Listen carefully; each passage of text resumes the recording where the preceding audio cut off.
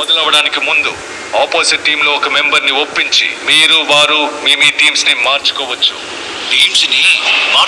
అంటున్నాడు. ఒకవేళ ఇద్దరు సభ్యులకి సమ్మతమైతే